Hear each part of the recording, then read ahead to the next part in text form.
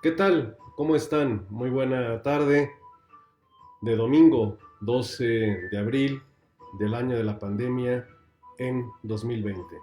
Nuevamente, gracias por permitirme seguir platicando con ustedes y como siempre, deseando en primer lugar que se encuentren en casa, que estén perfectamente de salud, ustedes y los suyos, y que nos mantengamos en casa. Vamos a continuar con nuestras pláticas sobre la historia del pensamiento criminológico, la construcción del proceso penal y cómo la indagación se convierte en un esquema de control. El día de ayer tuve la oportunidad de platicar con ustedes de una de las obras fundacionales, no solamente del sistema procesal penal, sino de la conciencia de carácter penal, la conciencia o la cosmovisión, si me permiten, que va a permear durante siglos la forma de actuar de todos los operadores de lo que se va a llamar posteriormente el sistema penal. Hablamos de esta obra, el Directorium Inquisitorus, que es prácticamente el primer código penal, el primer código procesal penal europeo, que es el que va a sentar las bases de los procesos penales que se van a seguir en Italia, en España, que se van a seguir en la Nueva España. Importante decir que este esquema procesal no va a tener éxito en Inglaterra, a pesar de que en Inglaterra existió la Inquisición, porque terminando la Inquisición siguió con vigencia tanto la Carta Magna, posteriormente otro tipo de ordenamientos a los cuales nos haremos referencia en su oportunidad. Y bueno, esto está ocurriendo en el siglo XIV de nuestra era. Pero también es importante que no descuidemos que están emitiendo este directorium que mientras inicia la Guerra de los 100 años, donde tuvimos entre otros actores estelares a Juana de Arco, a Gilles Duguay, de quien platicamos también el día de ayer, también es importante tomar en consideración que en estos tiempos de los cuales estamos platicando, del otro lado del mundo, del otro lado del continente europeo, es la fundación de la Gran Tenochtitlán. Mientras Divina Comedia, mientras se desarrollan los eventos que hemos estado platicando, Tenochtitlán es fundada en el centro de lo que va a ser los Estados Unidos mexicanos dentro de muchos años. Entonces, para que vayamos en paralelo viendo ello. Desde luego que un poquito más adelante, quizá mañana o el martes, voy a dedicarme exclusivamente a analizar la cosmovisión mexica y a hablar un poquito de los 11 emperadores que se tuvieron, las ordenanzas, el mecanismo de disciplina, de educación, de castigo, pero sobre todo lo que tiene que ver con la mitología y sucesos, ya ustedes me dirán, paranormales, sobrenaturales, lo vamos a interpretar conforme vayamos avanzando. Por eso también quiero agradecerles todas las historias que me siguen compartiendo respecto a la petición que les hice. A partir de hoy, mañana y quizás hasta el martes estaremos haciendo hincapié sobre de ello. Entonces, permítanme ahora regresar a Europa a efecto de poder platicar con ustedes eh, un tema interesante. Quiero llevarlos a los años 1450, siglo XV, 1450 de nuestra era, ¿correcto? Eh, para que lo tengamos bien presente, es cuando está terminando la Guerra de los 100 años, con el triunfo de Francia, desde luego. Eh, no por nada los partidos de rugby o de competiciones deportivas entre Inglaterra y Francia son tan esperados con tanta expectativa. Todo tiene una razón de ser histórica. Bueno, entonces regresemos a la Europa y hoy quiero platicarles, vamos a seguir platicando del proceso inquisitorial, desde luego, pero quiero platicarles de un personajazo. ¿Eh? Les voy a leer esta parte. No era muy alto, pero sí corpulento y musculoso. Su apariencia era fría e inspiraba cierto espanto.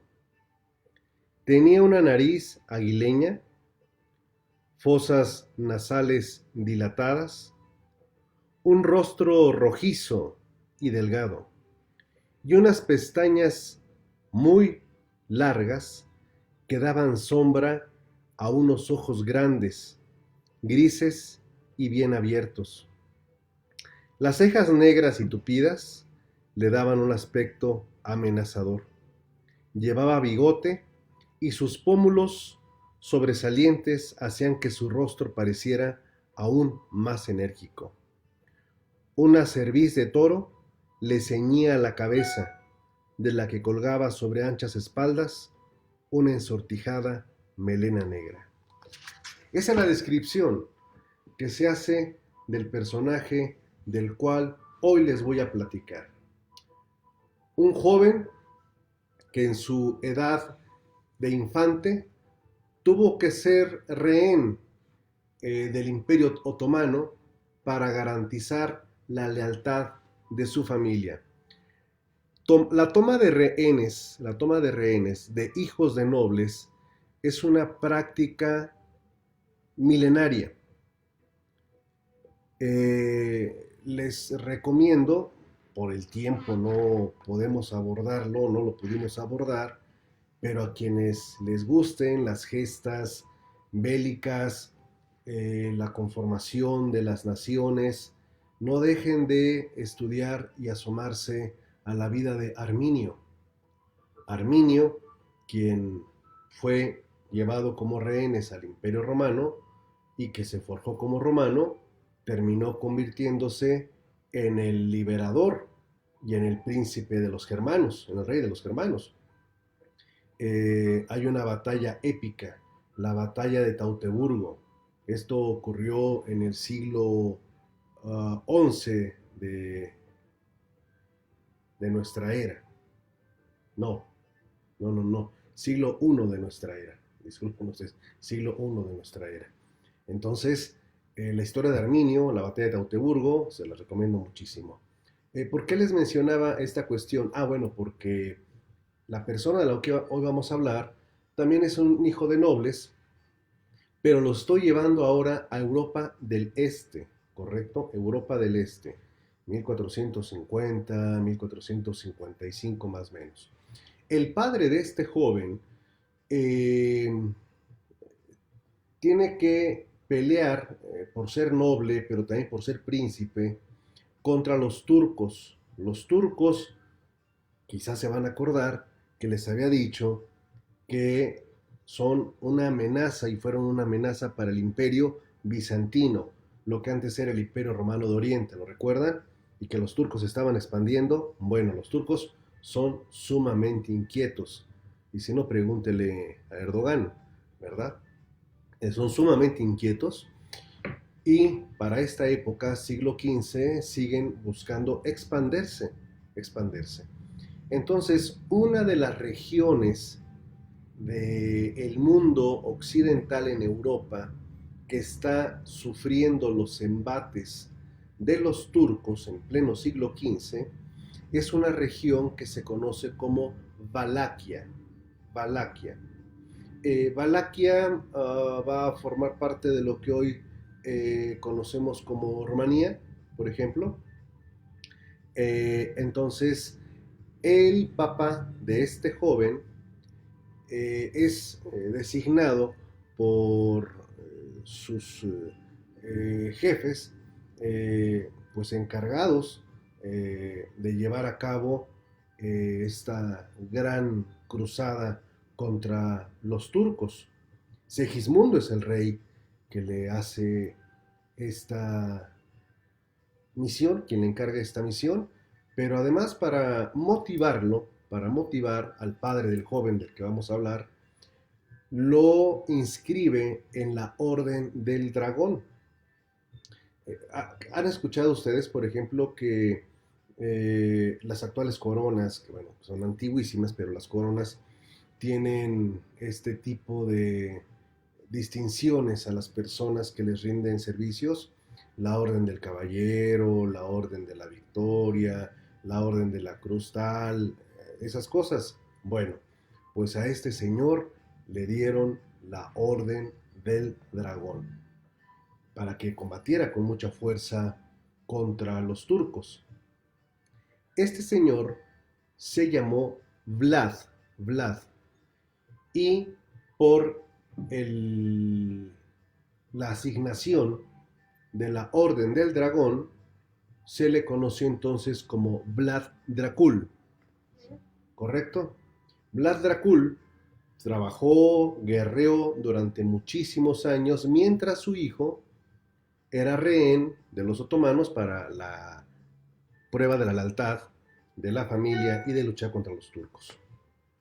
Desafortunadamente, pues el papá fallece en uno de tantos enfrentamientos y su hijo ahora ya es llevado al trono como príncipe de Valaquia. Ahora él tiene que continuar las guerras que estaba haciendo su padre contra los turcos. Al ser hijo de Vlad Dracul, Vlad Tepes o Vlad III va a recibir el nombre de Vlad Draculia. ¿Le suena? Draco o Dracul en rumano o en húngaro significa diablo, para que lo tengamos registrado. Black el diablo, sí, aunque el Draco era más por el tema del dragón, de la orden del papá. Pero bueno, Black Draculia comienza su labor como príncipe y es una persona muy firme en sus decisiones, muy firme en el orden y sobre todo va a ser intolerable contra las cuestiones no solamente que atenten contra su reino, contra su gente, sino contra sus convicciones.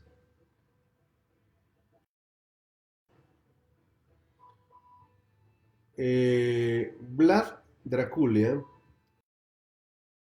había logrado obtener en una de tantas batallas una copa incrustada de piedras preciosas. Se dice que era una obra de arte nunca vista en el mundo de aquel tiempo. Vlad Draculia no se la llevó a su castillo, sino que ordenó colocarla en la fuente de su ciudad para que la gente pudiese tomarla, llenarla de agua y beber. Ay de aquel que se atreviera a robarla. Ay de aquel. Cuentan que en una ocasión un comerciante tuvo que pernoctar en Valaquia por las altas horas de la noche en que se encontraba y Vlad Tepes le ofreció un aposento. Al día siguiente, el rico comerciante, porque sí era bastante rico, le dice a Vlad Draculia, le dice, bueno, pues ya me voy, señor, pero Fíjese que con la pena, le dice ¿qué sucede? Pues la pena es de que me robaron 138 ducados de oro. 138 ducados de oro, sí, sí, señor. Uh-huh. Dice, bueno, está bien. Soldados, búsquenme ahorita a quien robó a este señor. Tesorero, ven aquí. Y le habla al oído al tesorero y le dice, dale 139 ducados.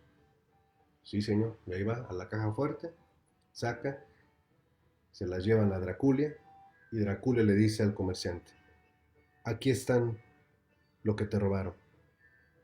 Mi reino te lo repone.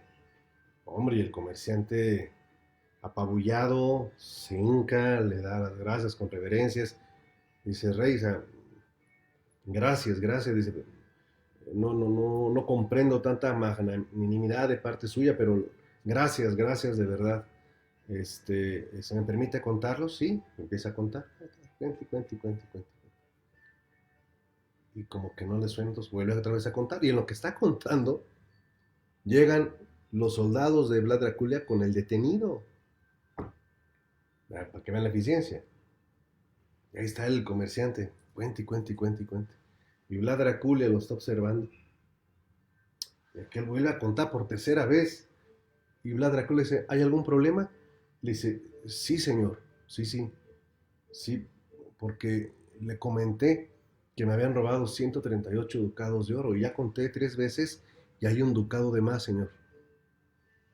Me dieron un ducado de más, se lo devuelvo. Y Vlad Dracula le dice, quédeselo, buen hombre. Ese ducado es la vida que le estoy perdonando. Porque si no me lo hubiera dicho, lo hubiera mandado a matar, como voy a matar ahorita a esta persona. Pero dejen ustedes eso.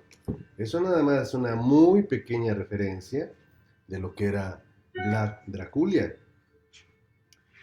Vlad Dracula se hizo célebre por su crueldad, porque mandaba a empalar a todas las víctimas de las guerras que él ganaba. De hecho, en una ocasión, Vlad Dracula se puso a comer en un campo de batalla lleno de cuerpos empalados. Invitó a los boyardos, que eran un clan con los que él tenía ciertas animadversión, pero como ya era príncipe de Valaquia, pues ellos eran así como los nobles, pues tenía que invitarlos ahí al festín. Entonces los invitó a comer en el bosque en medio de todos los empalados que todavía se iban resbalando en ayes de dolor. Entonces empiezan a comer y de repente observa que uno de los que están comiendo pues tiene problemas porque por el aroma, el olor, la sangre, todo. Y entonces manda a preguntar, dice, pregúntenle qué le pasa. Y el boyardo, pues inocentemente dice que es el olor que le molesta. Van y le dicen, señor, le molesta el olor de los muertos, de la sangre. Ah, bueno, entonces empálenlo en lo más alto para que no pueda oler desde ahí. Y fueron y lo mataron y lo pusieron en el palo más alto. O sea, Vlad fue sinónimo de crueldad absoluta. Mataba a mujeres. Bueno, ahí les va otra, ¿eh? Una de sus amantes quiso decir que estaba encinta cuando no lo estaba, sino que era una estrategia del amante para ya quedarse con él y tener mejor posición. Entonces urde que se encuentra embarazada y Vlad Tepes manda a llamar a una matrona y le dice, quiero que revises a ella para ver si es cierto que está embarazada. La matrona va, ausculta y regresa con el príncipe y le dice, señor príncipe, no está embarazada. Correcto. Se traigan a mi presencia. Y ahí va la amante feliz. Le dice, ¿es cierto, amada mía, que te encuentras embarazada? Dice, sí, señor. Ah, ok. Dice, recuéstate sobre la mesa, por favor. La recuesta, baja Vlad Tepes, le rompe el vestido y la abre en vida desde el cuello hasta donde termina la humanidad de la cintura. Quiero que le muestres al mundo dónde está mi hijo. Vlad Tepes es considerado un héroe en Valaquia. Es el salvador de Valaquia, murió en batalla. Pero les traigo esta historia porque fue tanto el terror que hizo en sus enemigos, fue tan cruel, bueno, y hay tantas historias, su biografía es apasionante. Cuando él pierde en batalla, cuando lo matan en batalla, sus adversarios lo hacen cachitos y le cortan la cabeza. Le cortaron la cabeza para mandársela a Mehmed II, el sultán de los turcos, como prueba de que lo habían matado. Pero la conseja popular decían que esa crueldad que tenía Vlad Tepes y esa fortaleza y ese vigor eran sobrenaturales y que como creían sus adversarios que este señor estaba protegido por algún hechizo, que por eso le habían cortado la cabeza. No, no, le cortaron la cabeza para llevarla como muestra a Mehmed II. Nada más fue por eso. Bueno, en esa región de Valaquia, que se va a transformar en Transilvania, en Rumanía, la gente va a comenzar a esparcir el rumor de que al señor Vlad Tepes le gustaba la sangre, que vivía de la sangre. Bueno, ustedes y yo podemos entenderlo en este siglo, que es vivir de la sangre o que le guste la sangre, ¿verdad? Pero de ahí se fue modificando la versión al grado de darle atributos a Vlad Tepes de ser un vampiro, de ser un murciélago, porque quienes chupan sangre son los vampiros, los murciélagos. Entonces dijeron que el gran poder que tenía Vlad Tepes era por haber sido murciélago y que por eso le habían cortado la cabeza. Bueno, ¿a cuánto llegó esa versión de que en Rumanía a los infantes muertos se les sacaba de la tumba después de 3 años de muertos, 3 años? A los adolescentes a los 5 años y a los maduros después de 9 años. ¿Para qué? Para revisar si se habían podrido o no los cuerpos. Si había algún cuerpo que no estuviera putrefacto todavía, significaba que se había convertido en vampiro. Y entonces tenían que clavarle una estaca, ¡pum!, y cortarle la cabeza. A propósito de cabeza, ¿saben qué hizo Vlad Tepes, Vlad Dracula, una vez que lo fue a visitar un emisario del Imperio Otomano? Llegó con su turbante, ¿no? Su turbante y acá su... ¿ves? Y entonces Vlad Tepes le dice, ¿cómo vienes ante mí usando un turbante? Dice, señor, perdón, pero es que es la costumbre de mi región donde vengo. Y dice, ¿no te dijeron que vienes a verme a mí? Sí, señor, pero es que el turbante pues, no lo podemos quitar. Ah, no. A ver, señores, vengan. A sus asistentes. Tráiganme unos clavos y un martillo. Se lo clavaron en el cráneo. Y le dijo, y regrésese. Y dígale al que lo mandó que cuando me vengan a ver a mí, no me vengan a imponer costumbres que no son de mi país. Ese era Vlad Tepes. Pero bueno, entonces regreso a lo que les estaba diciendo, que la gente empezó a esparcir esta cuestión y se pensaba que cuando la gente estaba teniendo enfermedades, moría, era porque seguramente andaba por ahí un vampiro. Entonces andaban buscando quién acababa de morir para sacarlo, ver cómo estaban los cuerpos. Bueno, les arrancaban el corazón a los cadáveres y con eso lo cocían, lo pasaban por alcohol, agua, y se las daban de tomar a los enfermos para que se curasen. Todo esto trascendió, les estoy hablando 1460, 1470, siglo XV. Todo eso se fue pasando de boca en boca, en boca, en boca, hasta llegar al siglo XIX, no, que siglo XIX, siglo XX, inicios del siglo XX, y eso motivó que un irlandés extraordinario, motivado por estas historias creadas en los pueblos, fuera a Transilvania.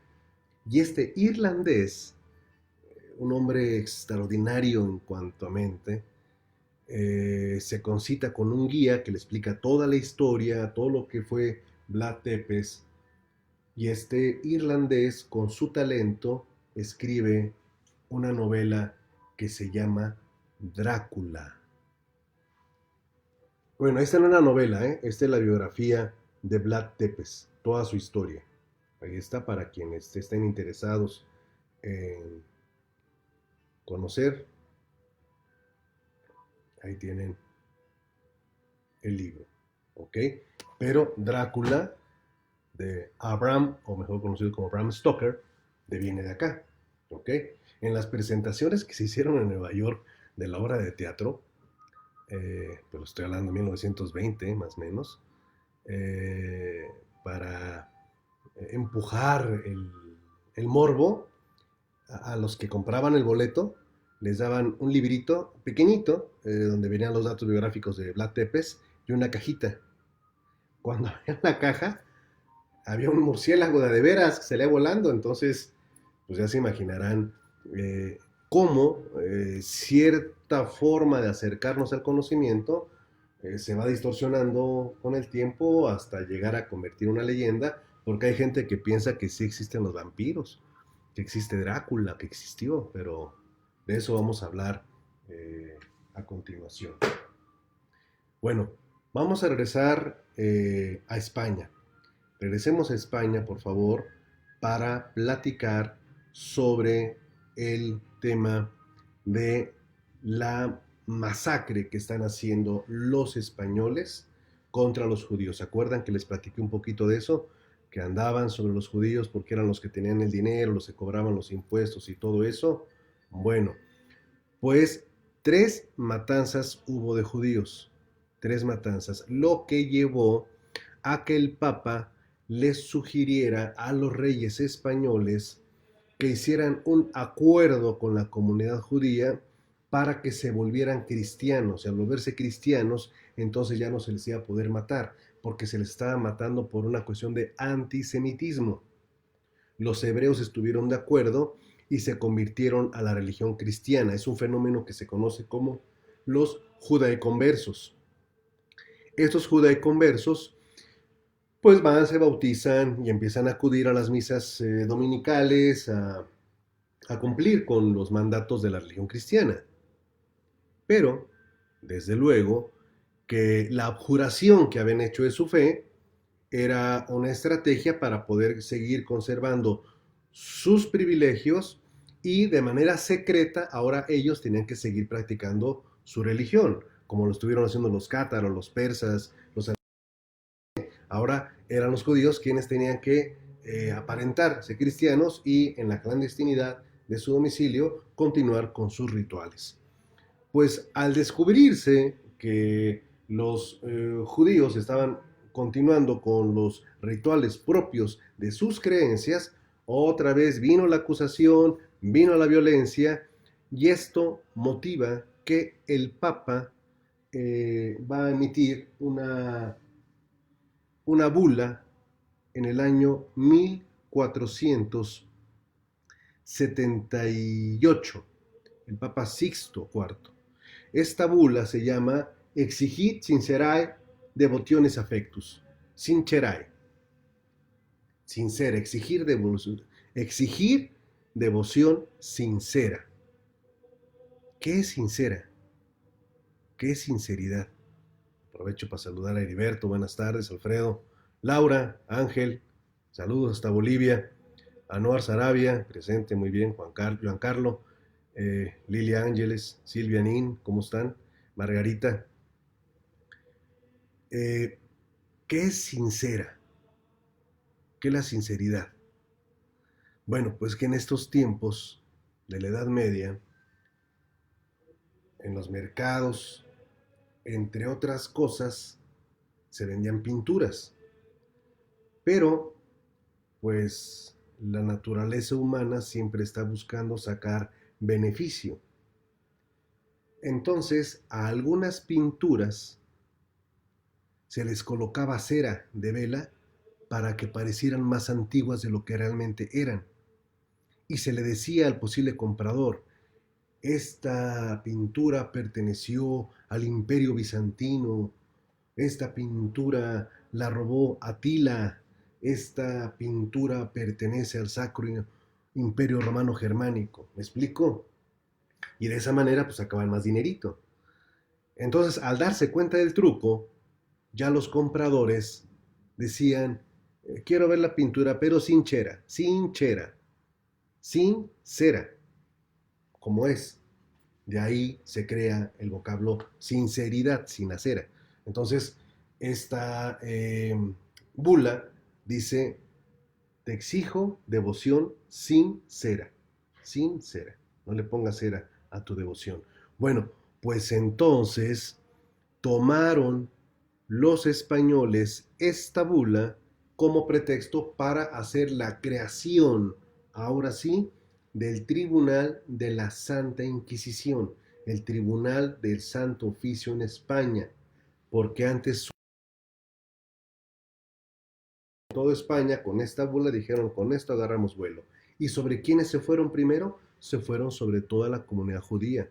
¿Para qué? Para quedarse con sus bienes, para confiscárselos. Porque ya vimos que en el proceso inquisitorial, que inicia con una acusación o una delación o una pesquisa, los bienes son confiscados, ¿verdad? Hay arrestos después del edicto de gracia, después de la delación, vienen los arrestos. Y el proceso de prueba, el onus probandi, está a cargo de la persona que está señalada como hereje, como apóstata, como cismático, como nefando, y se hace una lista de eventos que pueden ser considerados como herejía.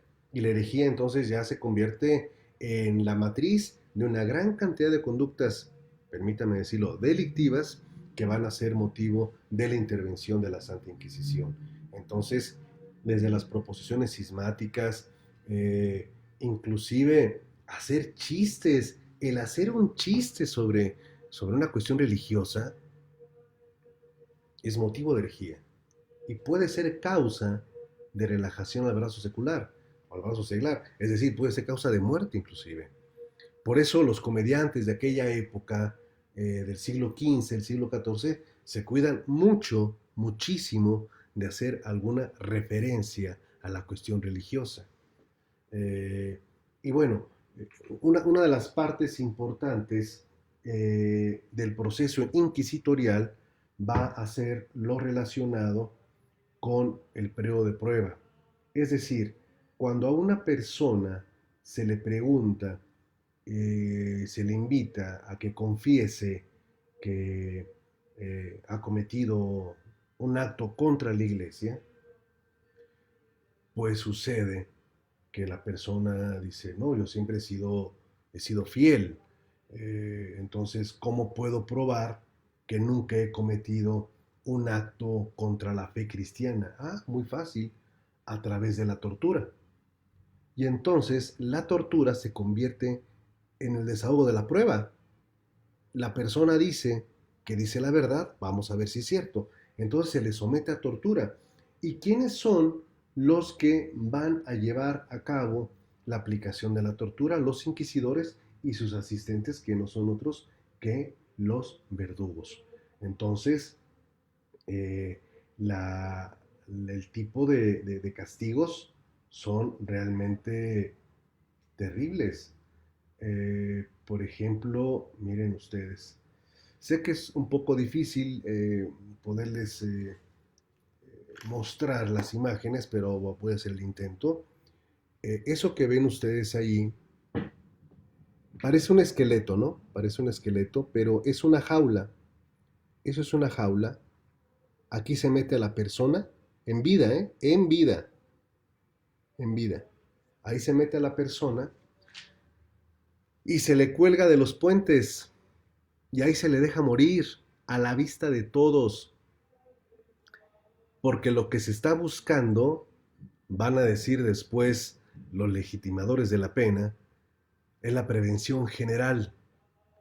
Que la gente se espante, que diga, oh, vean. No es una expiación, sino es un fin de terror, de provocar terror en la población. Entonces, esto se hizo muchísimo en Italia, sobre todo.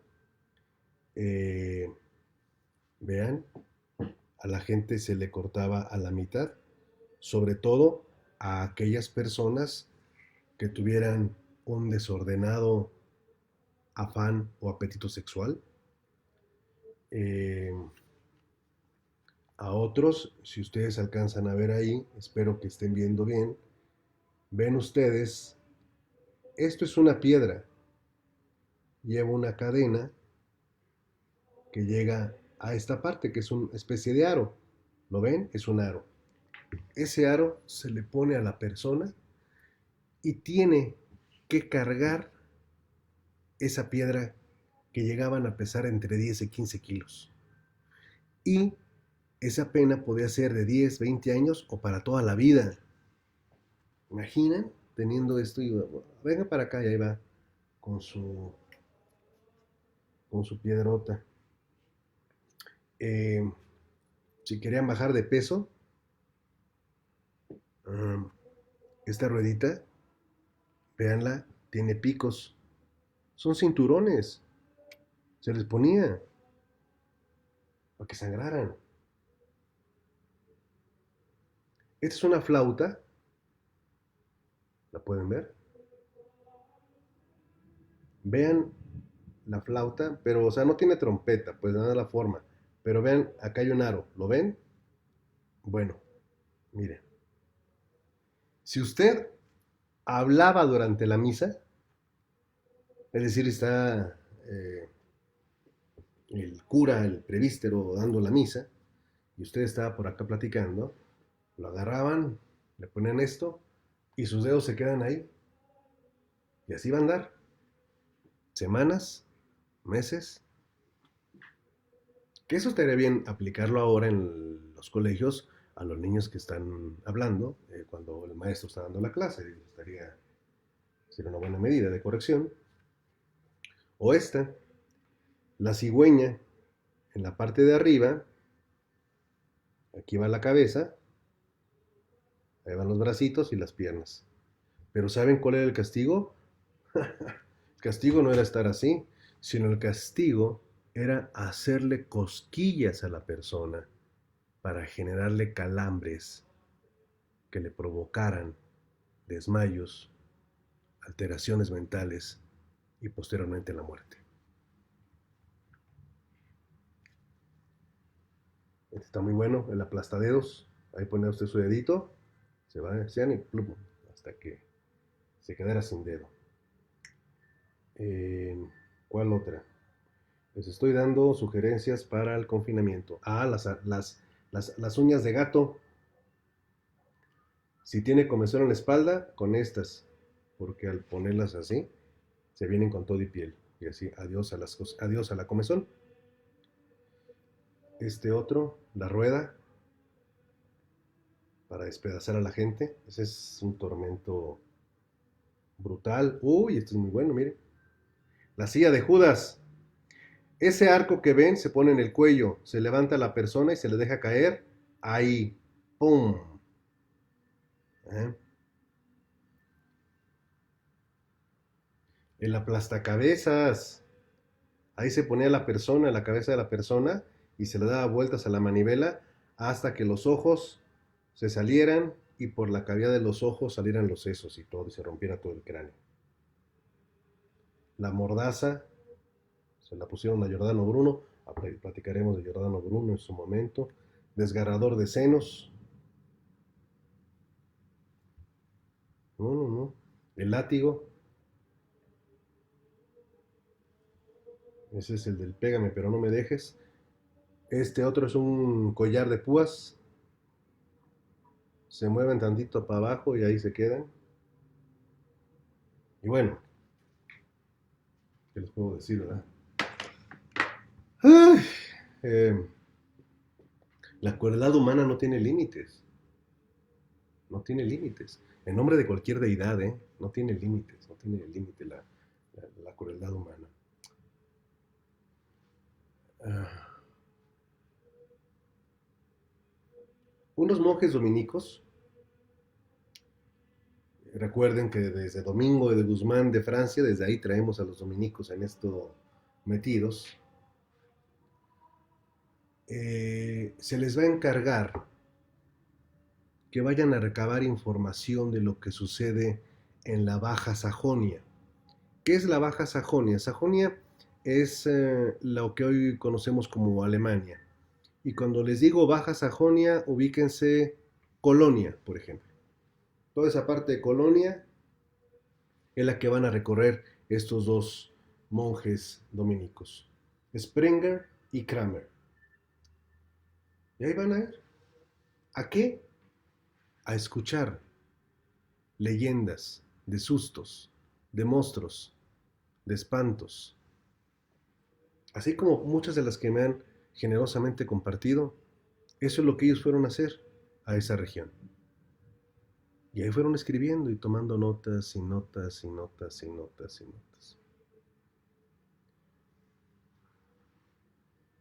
Terminan sus viajes y van a escribir un libro en el que por una parte van a apoyarse en San Buenaventura, San Agustín, Santo Tomás de Aquino, y en una retorcida lógica, bueno, no es lógica, porque si fuera lógica no sería retorcida, sino unos retorcidos argumentos, falacias, mejor dicho, para poder explicar la existencia del mal, cómo es el mal, qué son los diablos o los demonios, cómo es que sí actúan, y ahí va a venir toda la serie de relatos que ellos recabaron, y al final del libro viene una reproducción del Directorium Inquisitorium, del que les platiqué en la sesión de ayer. Ese libro es el Malus Maleficarum, mejor conocido como el martillo de las brujas, para golpear a las brujas y brujos con su poderosa masa. Malus Maleficarum. 1478. Perdón, 1486. Estoy pensando en otro evento. ¿Ok? Para que vean que es el de adeveras. Bueno, les voy a contar un poquito de este libro.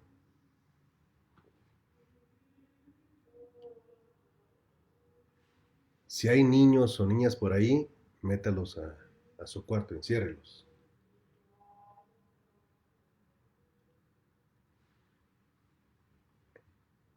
¿Puede un demonio o un diablo, o como le quieran llamar, demonio, diablo, o cual fuere, puede un demonio procrear demonios? Es decir, tener hijitos.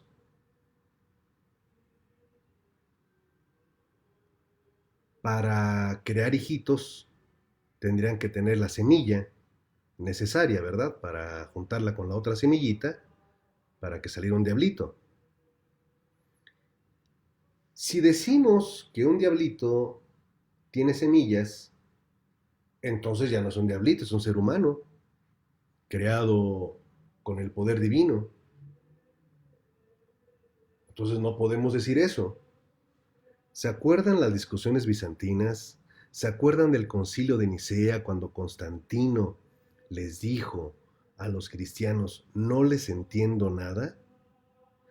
No les entendía porque Constantino les hizo preguntas de la siguiente naturaleza. A ver, tú me viniste a decir que en tu religión hay un Dios, ¿cierto? Sí, era como un contrainterrogatorio. Y me viniste a decir que él tuvo un hijo, ¿cierto? Sí. Pero me estás diciendo que ese hijo murió, ¿cierto? Sí. Entonces, ¿el hijo comparte la misma esencia del padre o solo una parte? Y entonces se quedaron así los cristianos como, a ver, no entendimos, yo tampoco estoy entendiendo. Yo no le puedo venir a decir a la gente que tienen que creer en esto porque hay una persona que dice que es hijo de, o que puede morir. Entonces, si él puede morir, el papá también puede morir. Entonces les dijo Constantino, pónganse de acuerdo en eso, resuelvan ese entuerto y ya luego vienen. Por eso fue el concilio de Nicea, del cual se desprende la primera corriente contraria a la teología cristiana, que es el averroísmo. Bueno, pero regresamos a esto. Los autores del libro también se plantean cuestiones similares y se confunden porque dicen, bueno, a ver, ¿cómo es posible que esto ocurra? Si el diablito no tiene semillas, entonces, ¿de dónde saca las semillas? ¿De dónde se las roba? ¿Cómo se las va a robar? ¿No? Uy, no, bueno, para eso son buenos, para generar argumentos, para explicar cómo el diablito se va y se roba una semilla. Vean ustedes. ¿Se acuerdan de Lilith? ¿Se acuerdan de Lilith? La primera mujer de Adán, esa que lo dejó porque no se quería someter a las condiciones íntimas que le había impuesto Adán, y él no se quería someter a las condiciones íntimas que le imponía Lilith. Bueno, pues según la leyenda, Lilith se fue a el Mar Rojo y ahí cohabitó con demonios y logró tener muchos hijos. Lilith es la mamá de los demonios. Bueno, pero entonces, ¿cómo es que los diablitos consiguieron semilla para cohabitar con Lilith? ¿Se acuerdan de Lamastu? Lamastu, la deidad asiria que iba y se comía a los niños, los chupaba. ¿Se acuerdan de eso? Que a los niños les ponían la estatua de el esposo de Lamastu, Pazuzu, porque Pazuzu es el único que controlaba a su mujer.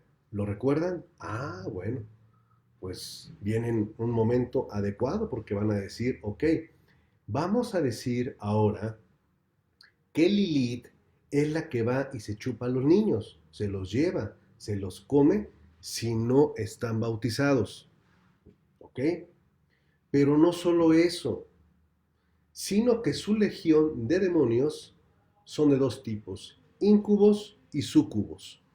Los incubos son varones, los súcubos son mujeres. Estos diablitos y diablitas se van a presentar durante las noches y se van a meter en los sueños de las personas. Y las diablitas van a ser muy hermosas, excepcionalmente hermosas, con una opulencia anatómica inimaginable, que van a seducir al varón.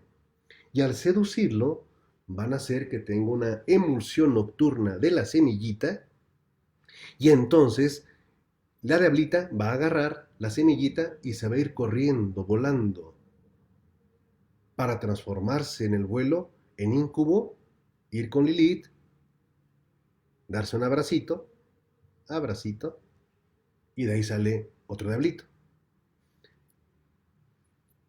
¿Se dan cuenta? Y está en el libro, no se lo estoy inventando, aquí viene todo explicado. Y lo explican citando como precedentes a San Agustín, a San Buenaventura, a Santo Tomás de Aquino. Aquí está. Porque se ponen a discutir, oye, pero sí, pero la semillita no se enfría. Ah, no, pues tiene que conservar la temperatura. Es que los diablitos, con el permiso divino, pueden volar, pero hechos la duro y llegar a donde tienen que llegar. Y de esta manera es como se hace una legión de diablitos. ¿Se acuerdan que les pedí que me dijeran si, o que me contaran leyendas? Bueno, una entrañable persona que quiso participar, que se lo agradezco muchísimo, ahora voy a platicar de algo que ella dijo. Y aquí se los pregunto, pero aquí que quede nada más aquí entre nos. De aquí no va a salir, ¿ok? A ver.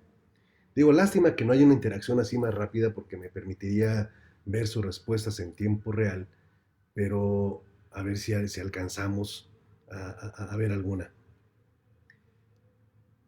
¿A quién, ¿A quién de ustedes se le ha subido el muerto o la muerta? Levanten la mano, díganme a mí, ¿a quién se le ha subido el muerto? Mientras mando unos saludos. Angie Conde, saludos de Pachuca. Yania Córdoba, ¿cómo estamos? Luis Salazar. ¿Qué hubo? Mira, ahora sí despertó Luis. Shevchenka, Marian, qué bonito nombre, Shevchenka. Eh, a ver, ¿a alguien se le ha subido el muerto? Digo, no el vivo, que eso es diferente. Esa es otra cosa. No, no. ¿A quién se le ha subido el muerto? ¿O no han escuchado eso? De que dicen, se me subió el muerto. Estaba yo, no me podía mover. Hasta que empecé a decirle malas palabras y con eso se fue. O empecé a invocar a Mahoma o el ángel de la guarda o whatever. Quizá más de uno habrá escuchado algo así. Se me subió el muerto. Ahí está su muerto. Este es la representación, caray, es que, bueno, quizás sí ya lo vean mejor. La obra se llama La pesadilla, de Fusli, es el autor, un italiano. Y ahí tenemos a un incubo que está a punto de hacer de las suyas con esa bella doncella que no se puede mover. La parálisis del sueño es un trastorno del sueño que tiene su explicación neuronal y que tiene que ver con problemas de respiración. Y que durante 1 minuto a 3 minutos la persona recupera un estado crepuscular de sensorialidad, pero no puede moverse porque su cuerpo se encuentra rígido, derivado de una cuestión de la hipófisis y de la amígdala, de la cual platicamos creo que en las primeras sesiones. Este trastorno del sueño es solucionable, pero la gente lo atribuye y lo justifica porque se le subió el muerto. Bueno, ahorita que se le subió el muerto, pero antes era porque se le había subido el demonio, ¿ok? Entonces, la parálisis del sueño se atribuye a, ya se le subió el incubo, ya le quitó la semillita y ya va a ir a hacer diablitos, ¿no? Entonces, el buen Malus Maleficarum tiene otras partes muy interesantes, ¿ok? Y esas partes relevantes del Malus Maleficarum se las voy a compartir ahora.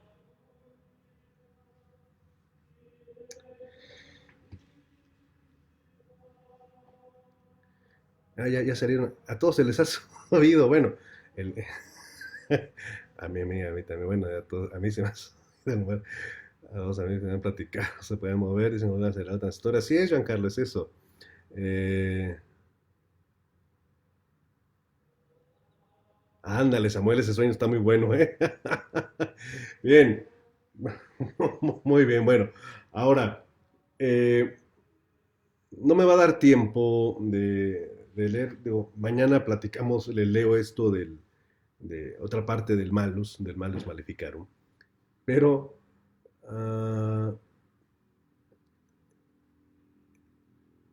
cuando les pedí que me platicaran cosas de sustos, que por favor síganme recabando cosas de espantos, de sustos, de muertos, de fantasmas, de todo eso, porque todavía me va a servir. Pero Eh, ¿Han oído hablar de las brujas? Por ahí tuve como dos, tres comentarios de las brujas.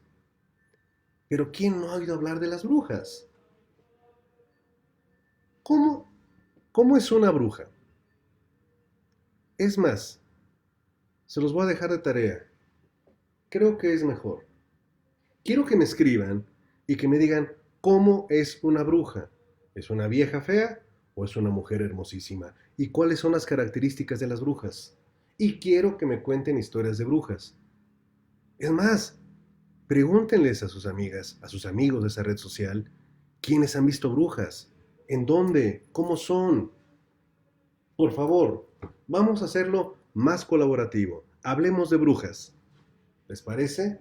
Y el día de mañana, en punto de la 1 de la tarde, les platicaré lo que el Malus Maleficarum decía acerca de las terribles y abominables brujas.